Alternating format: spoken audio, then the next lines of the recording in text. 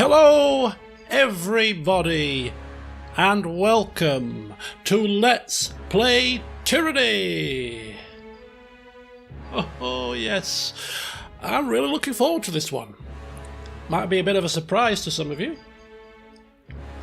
Yeah, if you watched the last stream of Outer Wilds, or you're a member of the Discord, it's probably not so much a surprise, but to some of you it may be. As per usual, I'm a little late to the party. This game did come out in 2016, so it's been 5 years. Sounds about right. There is a slight tale to why I'm playing this so late. And, well, I tried to play it off camera about 4 years ago. Couldn't, because I can't play RPGs off camera. Then I tried to batch record a load of these, and that fell by the wayside because I wasn't uploading them there and then. But I want to play this game to a finish. I want to experience the story. It's very unique. It's really interesting, which you'll see as we start the game up if you've not seen this before. And the best way to do it is to bloody play it on camera like I normally do for all my other RPGs, because I'm assured to enjoy it then. Create a character, roleplay that character, experience the story. I'm sure I'm going to enjoy it. So here we are, 5 years later, we are now playing Tyranny. So without further ado, let's dive in. It's been 5 years, why wait anymore? As we start a new game. Now the first decision here, what difficulty do we play on? It's always a debate I have with myself. Play Pillars of Eternity on hard, Pillars of Eternity 2 on veteran, which would indicate we should probably play on hard here. It does mention micromanagement, it does mention optimization of stats, and as a role player I don't optimize anything. So that might be a little bit of a problem. So I'm gonna, as it's a new game, it's not Pillars of Eternity, slightly different. I am gonna start on normal. We can bump this up if it's too easy, but I'm gonna start on this to get a feel for it. I am really playing this game for the story, but I don't want to steamroll everything, so we'll start normal, bump it up if needs be.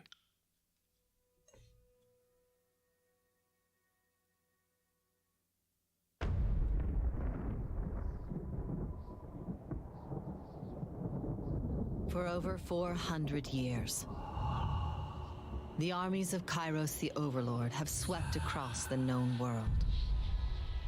All who stood against them fell before their might. Even the Archons, women and men of immense power, were forced to kneel, chained to the Overlord's will. Now Kairos' final conquest has come to our corner of the world, and two of the Overlord's armies compete for the honor of taking our lands. The elite disfavored, and the teeming horde of the Scarlet Chorus. The voices of Nerat, spy master and archon of secrets, guides the fierce and undisciplined masses of the Scarlet Chorus. With each battle, the Scarlet Chorus grows stronger, as the defeated are given a simple choice: serve or die. Graven Ash, Archon of War and the Overlord's most loyal general, leads the disfavored.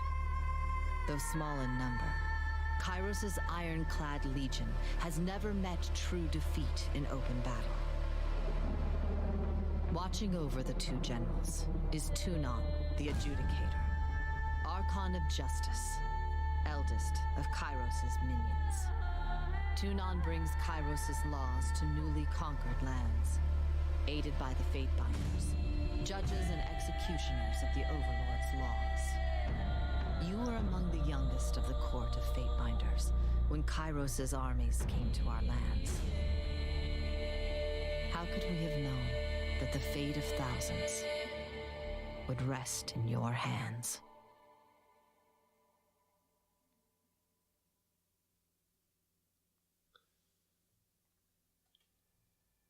Okay, so there you go, a little bit of information about what's going on here. So, the first decision then, male or female? I don't know if you've noticed, but I have a tendency to play a lot of males.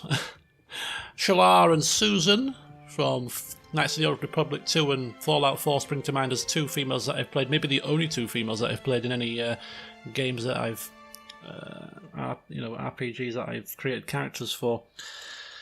But for whatever reason, when I tried this game off camera and when I played it last time, when trying to stockpile some videos, and this time as well, for whatever reason, the character of the game, the story, the kind of vibe that I had for the character I wanted to create for this game, it was screaming out female for whatever reason.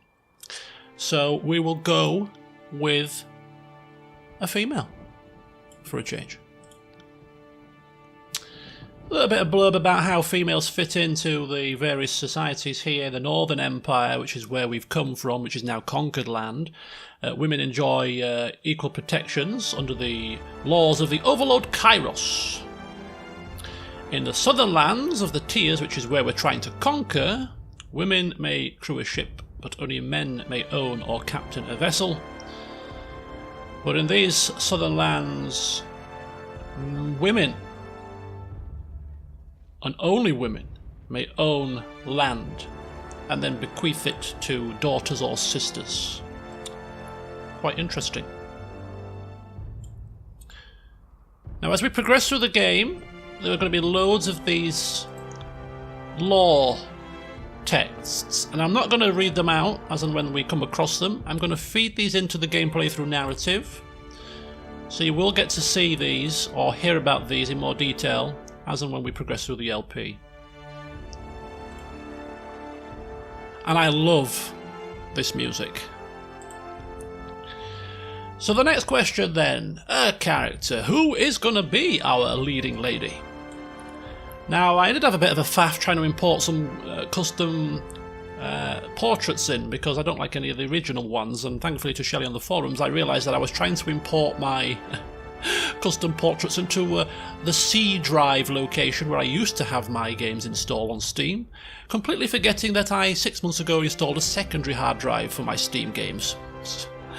And I needed to go to the F drive, so finally rectified that little stupid blunder, and I have now a custom portrait, in fact several installed, and this is the one that fits the character I have in mind to perfection. Just look at her. She looks like the kind of person you wouldn't want to cross, doesn't she? The kind of person that would quite happily mete out justice, pass down judgments without even batting an eye. She looks like that kind of head teacher that took no prisoners and that you love to hate.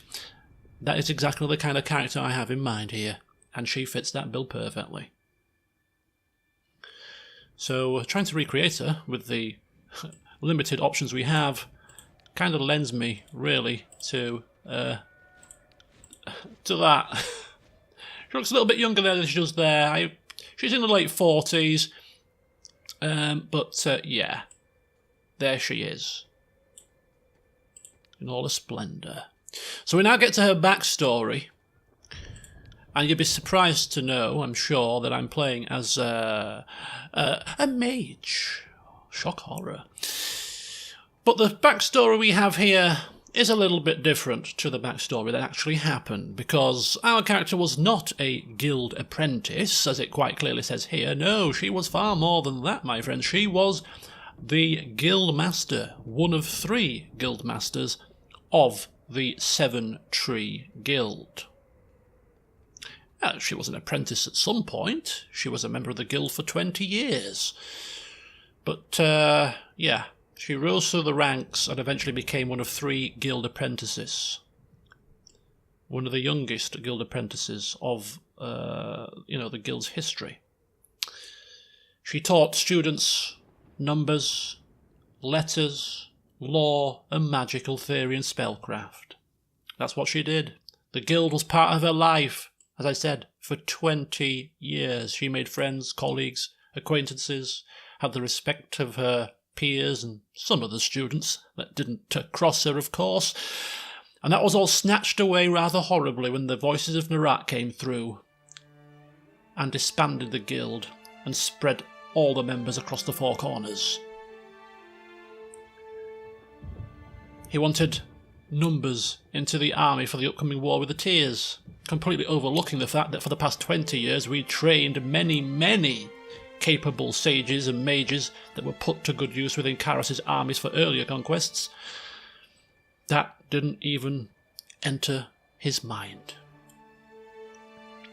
But thankfully, because of her status, her great intelligence, she was claimed by Tunon, the Archon of Justice, to become a Fate Binder, somebody who upholds Kairos' laws and casts judgments down upon those who don't.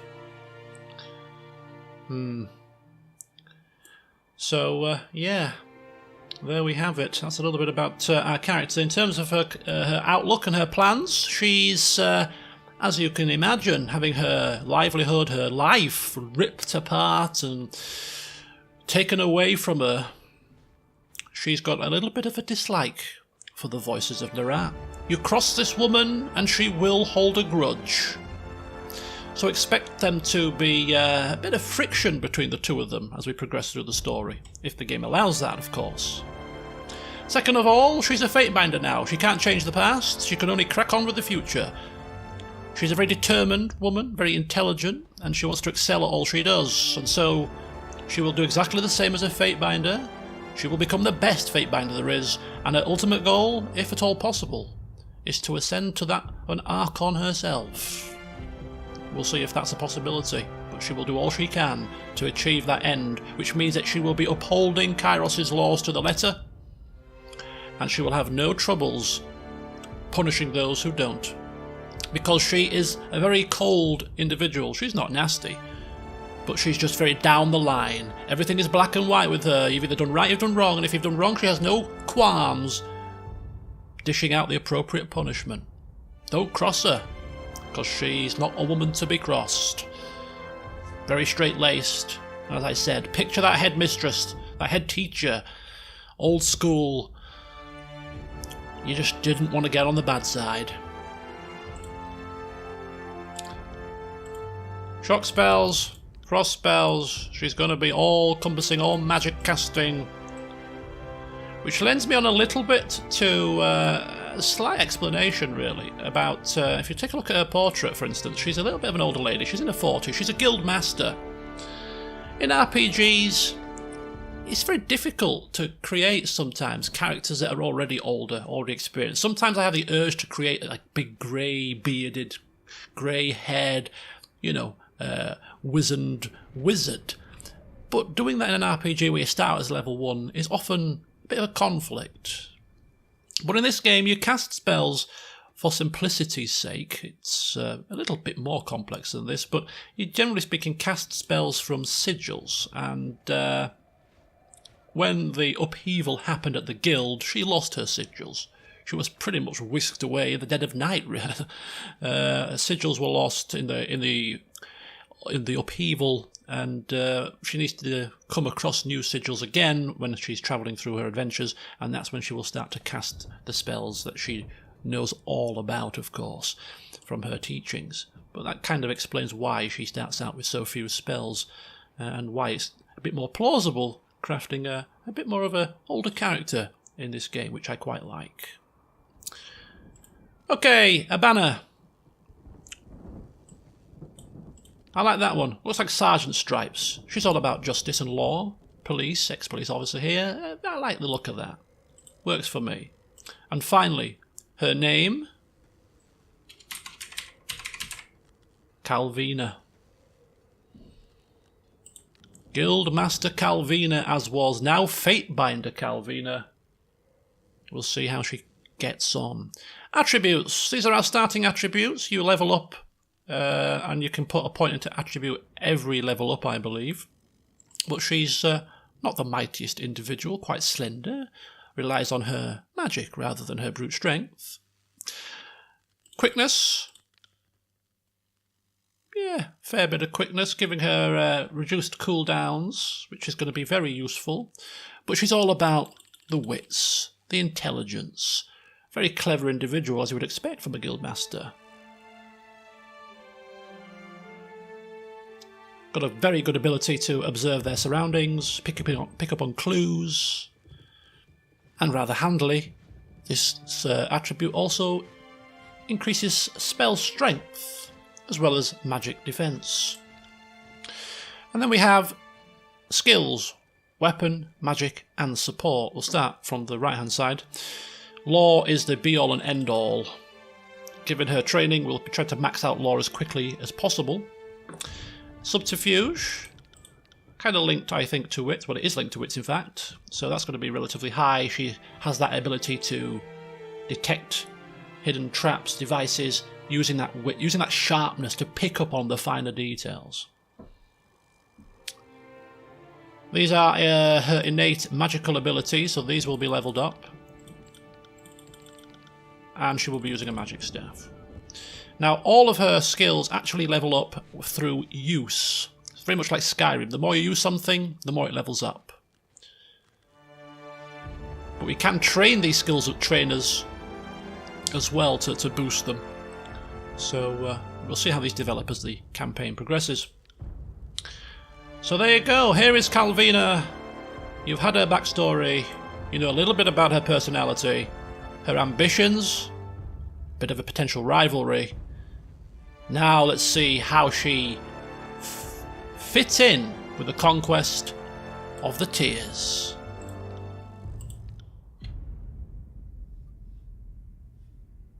All the world has fallen to Kairos, and now the Overlord's eye is on the Tears, our home. The last corner of the world free of Kairos' reign. 2 armies, the Disfavored and the Scarlet Chorus, march south from the Northern Empire, the last realm to fall to Kairos a century prior.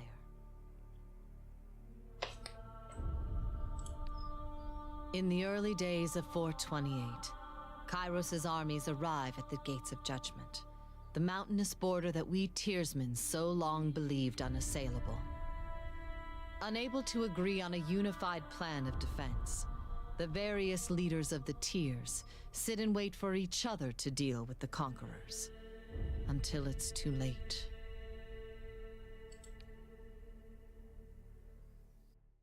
Okay, so we're going to play out through a load of text here what happened in the conquest and how we fit into the conquest and what we did. And it kind of sets the stage for the campaign. Some things will change within the campaign based on our choices here, so it's quite important. But I'm not going to read through everything in precise detail. If you've watched this game before, you'll have seen this many, many times, and if you haven't, giving you a flavour will be enough.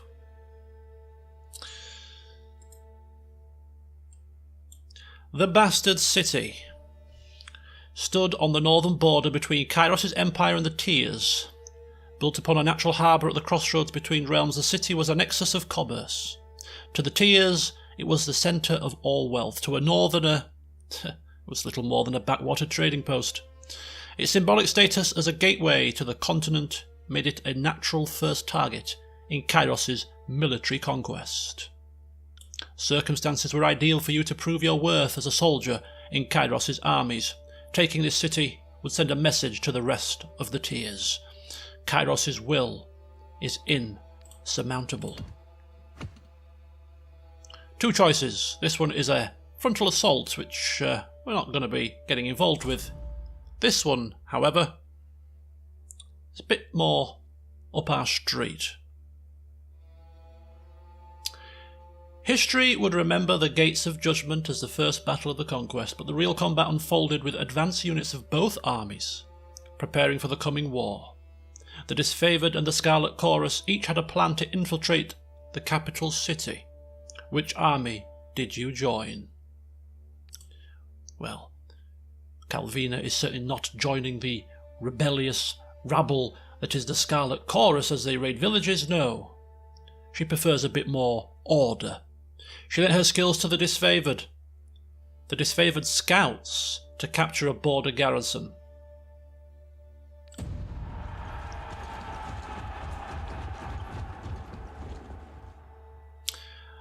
We helped to oversee preparations and offered some opinions on strategy.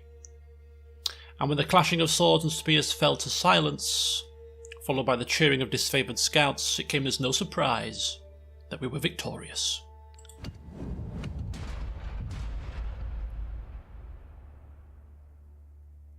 So next up, we take on the city's fire mages.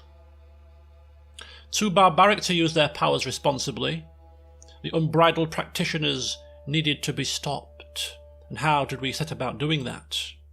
We could lure them into an ambush where the disfavoured waited to spring a trap, or we could lure the guild elders into a meeting with the voices of Narat. Well, as much as we have got a bit of a grudge against this man, taking down the guild elders is a surefire way to make the rest of the guild follow suit and crumble to dust. And so that is what we shall do.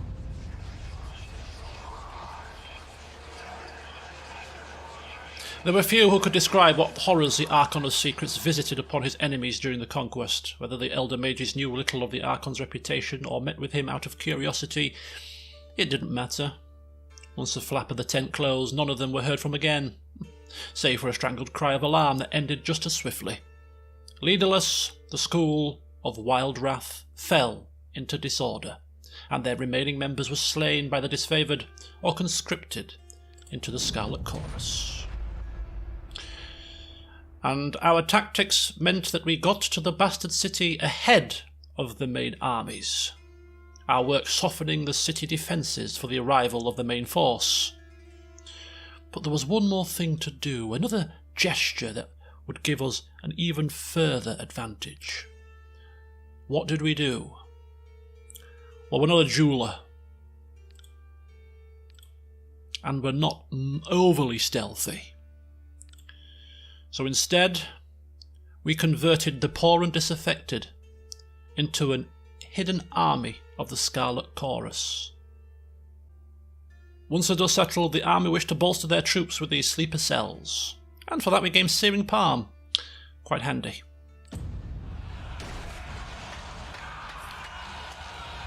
So we converted them, we armed them with weapons, and we told them of a signal we would raise when the time was right. And as the armies appeared outside the walls, we ignited the spark, we gave the signal, and that triggered a full-scale riot. The chaos they spread in Kairos' name weakened the city to such an extent that its inevitable fall was but a formality.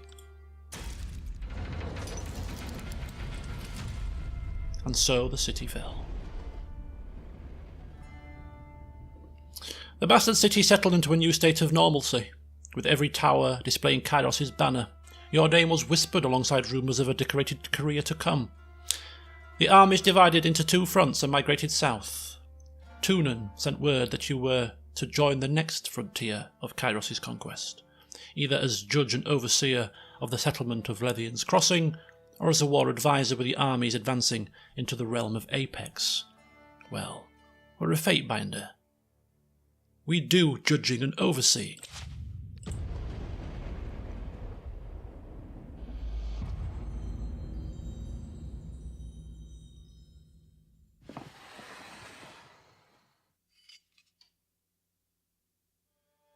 So here is Levien's Crossing. Years ago, Levien the Bold founded a small merchant town at the intersection of ancient old walls. A pact between the settlers and a mercenary company meant that caravans were able to travel without fear of bandits or bane, and the town thrived in modest insignificance. Levien's Crossing drew Kairos' attention for the iron deposits in the surrounding hills. With the region under Kairos' control, the northern smith mages could set up workshops to refine ore and arm the disfavoured with the finest weapons in the known world. The Archon of Secrets dismantled the mercenary support with a generous bribe, taking the crossing in a bloodless victory. Tunan dispatched you to travel alongside Kairos' forces and bring order to the region. We first take a look at the iron and how it's been produced. The smith mages worked day and night. However, production was low. So how do we address this problem?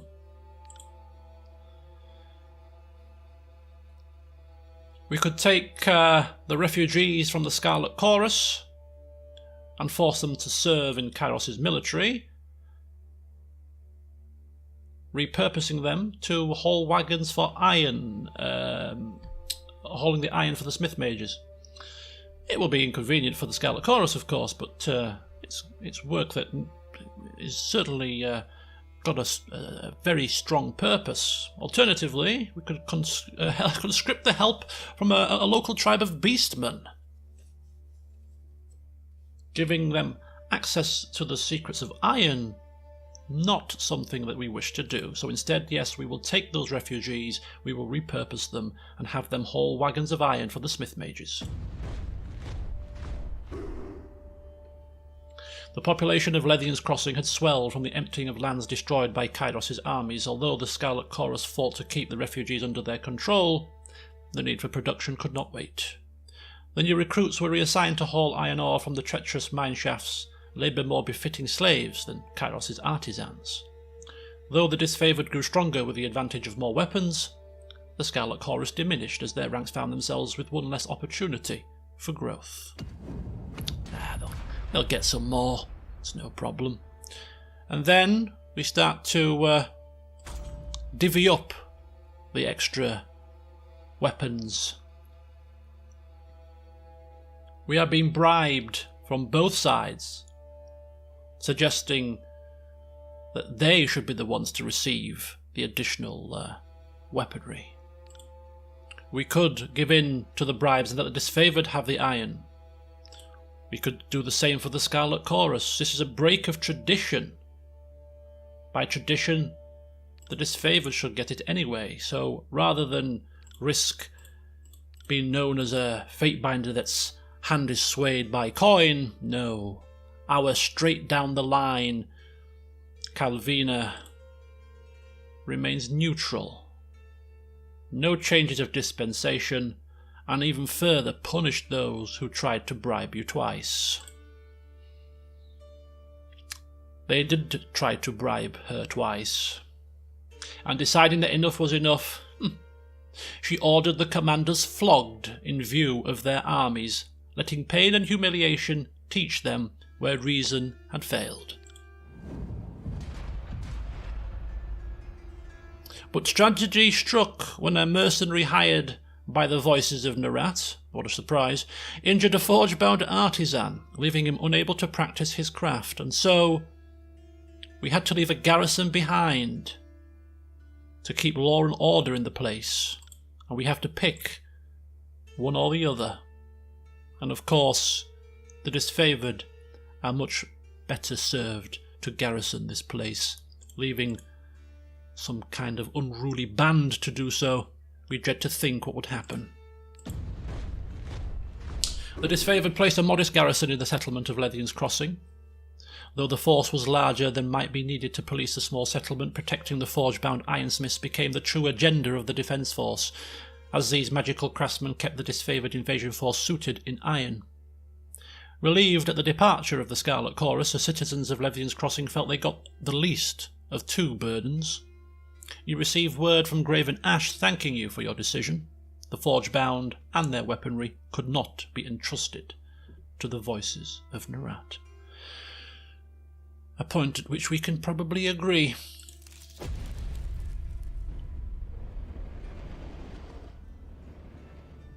And so we head to our final destination, the Vellum Citadel, which is known as a library fortress, a large archive, the largest, in fact, of written word.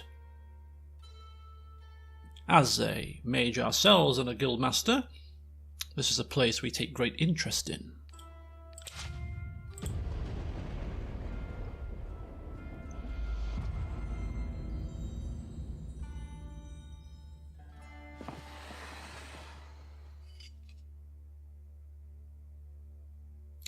The Vellum Citadel. Here it is. Inhabitants were known as the School of Ink and Quill, a circle of mages, centuries ago, carved out their own mountainous refuge on unsettled lands. Legend said that the Citadel housed a treasure trove of arcane knowledge. The Overlord's spies infiltrated the school and confirmed as much. The time was ripe to send a detachment to the great library fortress and force the scholars to yield to Kairos. Upon our arrival,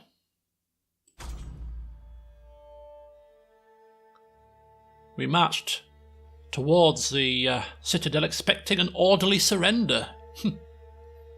However, as we neared the main gates, a blast of arcane energy struck the commanders dead. And suddenly we were left as the highest-ranking officer left alive and had a call to make. Do we order the Scarlet Chorus to attack in their disorderly mob, giving the elite disfavoured a chance to withdraw, thus costing a lot of men, but preserving the most capable disfavoured soldiers? Or do we order the disfavoured to advance in a shield wall to protect the Scarlet Chorus as they retreat? This would save many lives. We shall save the many lives. We will not throw lives away needlessly. Yes, we will lose a handful of elite soldiers, but to save the many, we'll take that chance. The disfavoured were quick to follow your command and formed an unbreakable phalanx that gave the unarmoured Scarlet Chorus horde a chance to escape. Only once they returned to camp did the singed and maimed disfavoured take issue with their orders. As far as they were concerned, the Scarlet Chorus should have taken care of themselves. If they weren't equal to the challenge of defending their brethren, then they had no place in this conquest. Singed and maimed. They're alive, aren't they? And so then we come across a Plunder of Parchment. The disfavoured started to burn arcane books that was found within a supply caravan. These were forbidden texts.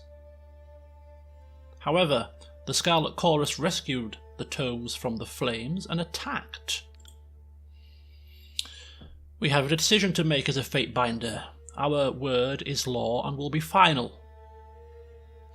In accordance with the disfavoured wishes, do we uphold Kairos' law regarding forbidden law and ensure that all the texts are burned? Or do we allow the Scarlet Chorus to keep their half after we've reviewed the texts to eliminate any that touched on forbidden knowledge? No, we will uphold the law in full, of course. We're down the line. Black and white. Burn the books. And burn them we did. The contents may have been useful, but that was nothing to observing Kairos' law. Even an advantage needed to be destroyed if it contradicted the Overlord's will. However, food and morale dwindled as the siege party realised the enemy would win this war of attrition. We were making no headway into taking the Vellum Citadel. And so Toonan sent word that Kairos' patience had run thin, and the Overlord would cast an edict of fire on the enemy. The parchment arrived in a slender case of engraved iron. Written on it the words of a spell powerful enough to destroy the Vellum Citadel. We could decide when to read it. We could read it at sunrise. First dawn, giving the enemy no warning.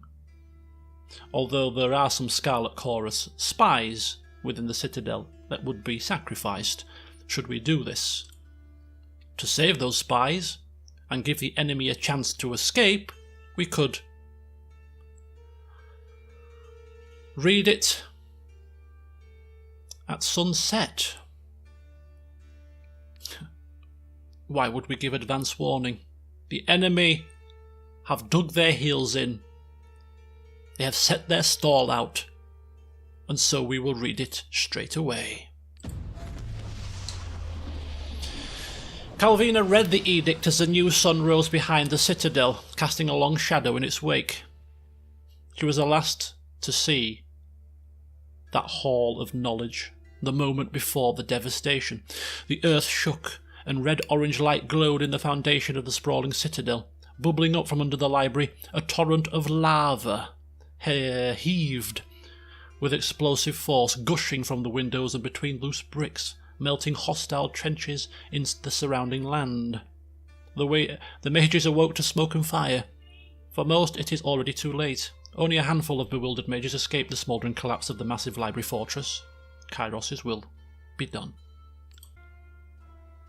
The armies of Kairos left the devastation of the Vellum Citadel in silence. From that day forward, the Tears came to know the once noble citadel as the Burning Library. This was an undisputed loss of resources, knowledge, culture, and life.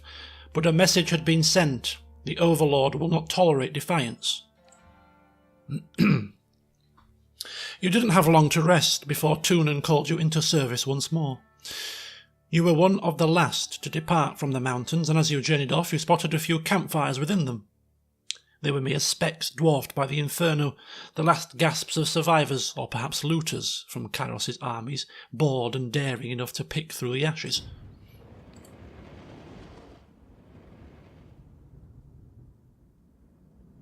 And so we have reached the end of Kairos' conquest.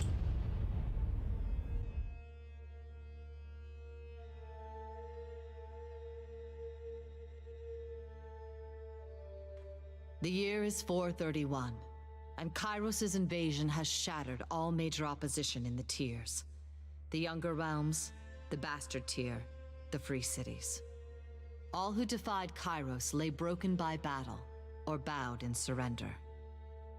The two armies of the Overlord, the Disfavored and the Scarlet Chorus, now control our lands. But our will is not yet extinguished. Not entirely. In the Valley of Vendrian's Well, those of us unwilling to bow to Kairos have banded together in defiance. Violating an oath of surrender from 2 years prior, we have staged a bloody uprising, murdering the Disfavored and Scarlet Chorus garrison in a midnight assault. With their main forces spread across the tiers, the Disfavored and Scarlet Chorus redeploy to Vendrian's Well to crush the resistance, but months pass with no definitive battle. As disagreement and discord paralyze the Archons, we bide our time and wait for our message of insurrection to spread across the tiers. The Overlord is not amused, and Kairos has one message for the Archons: crush the Oathbreakers or die.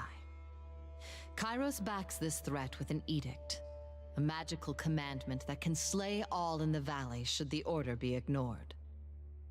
The honor of proclaiming this edict fell to you. Sent across the mountains to Vendrian's Well, you carry the Overlord's edict to read before the Archons.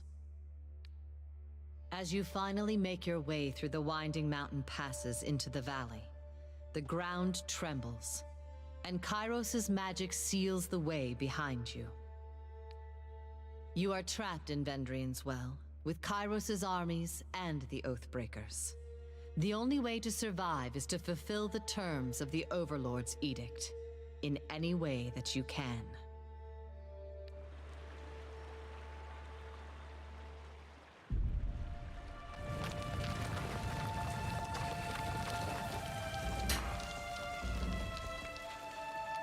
Okay, Fatebinder Calvina, we've been expecting you. Have you now? So here we are now in the game proper, ready to start things off, and we shall start things in the next session. So here we are, we have the path magically closed behind us by Kairos, and ahead of us, well, we have desiccated corpse lining the road of victory. How very pleasant. But yes, we now need to sort this little mess out and put down this uprising, and quickly, because we do not have any intentions of perishing here because of the incompetence of a couple of Archons. So, to see how things pan out, join me in the next session as Calvina's adventures truly begin. I'm looking forward to this one, folks. Hope you are too. So, I'll see you soon.